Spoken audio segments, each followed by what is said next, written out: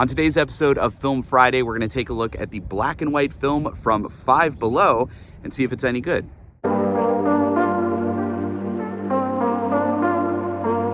Hey everyone, Sean here and welcome back to Film Friday. Now I used to produce this show for Photodiox's YouTube channel. I'm now moving it to my own personal channel, Sean Anderson Media.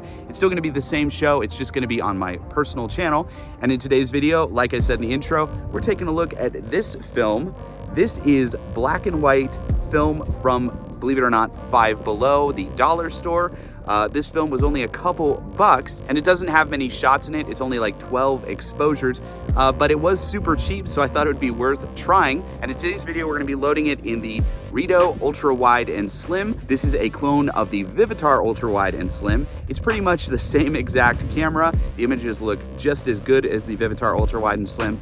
And this is a really fun camera to use. One of my favorite toy plastic cameras. It creates beautiful images, and it's gonna be really interesting to see how this cheap black and white film works in this amazing Colt camera. It's very simple to load. You're just gonna open the back of the camera, load the film in the right side, pull the film out a little bit, thread it into the film take-up, and then once we have the film loaded into place, we're gonna close the back of the door and we are ready to shoot. Okay, let's take some photos with this cheap film and this Colt camera.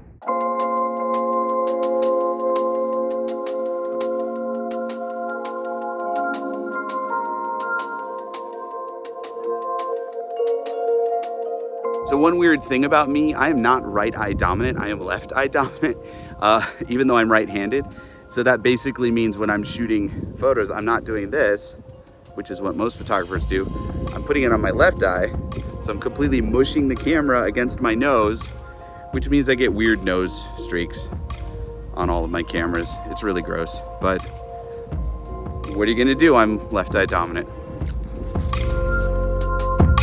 Okay, we're done shooting the roll of 10 exposures. Now, I wanna get this film developed, but unfortunately, my local lab doesn't develop black and white and they have to mail it off somewhere. I could mail it off to a lab myself, but it gets really expensive.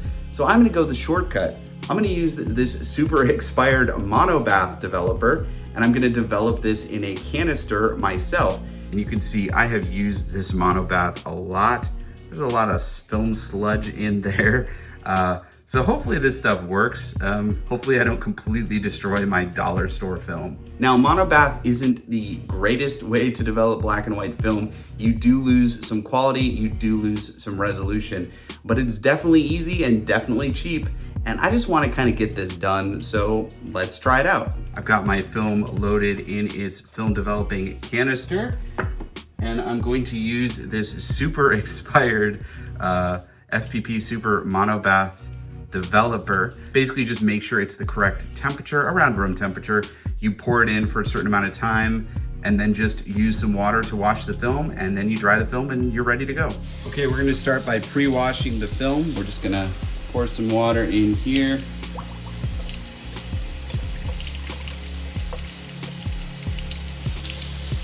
And we're gonna stir it around just to get it nice and washed. Pour it out.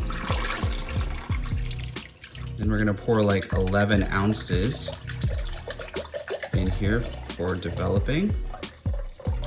Being careful not to get it on our skin. It's fairly toxic. And now we're gonna develop it for 3.5 minutes. Stirring it continually. All right, now we're gonna pour the chemical back. Now we're just gonna let it wash for about 3 minutes at about 75 degrees. Just gonna run water continually through it. And if we did it right, we should get some negatives. Let's see. And we did. You can see right there. Definitely have some images. So that's pretty cool. We're gonna hang this up to dry and then we'll scan it.